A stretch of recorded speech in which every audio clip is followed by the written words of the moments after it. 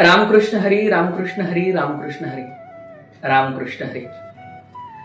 या पांडुरंग अष्टकाचा प्रवास आपला 7 श्लोकांपर्यंत पूर्ण झालेला आहे आणि आज आपण या ठिकाणी 8वा श्लोक हा समजून घेणार आहोत. त्याच्यामध्ये शंकराचार्य लिहितात की अजं रुक्मिणी प्राण संजीवनंतम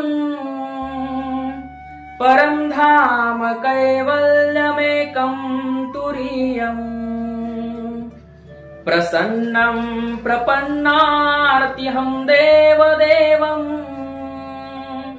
परब्रह्मलिंगं भजे पांडुरंगम.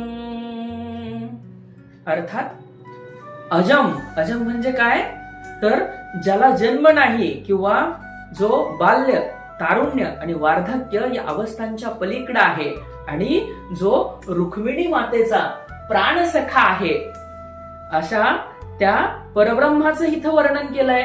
आणि काय, तर तो त्याच्या सदभक्तांसाठी काय परमधाम आहे.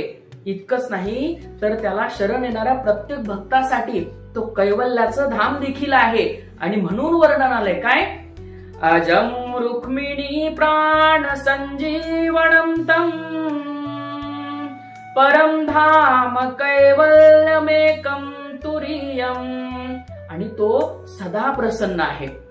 आणि त्याच्या या प्रसन्नतेमुळे काय झालंय, तर त्याच्याकडे जो कोणी दुःखी कष्टी त्याचा भक्त येतो त्याचं दुःख हरण करण्याचं काम हा परब्रह्म पांडुरंग सातत्यानं करत असतो.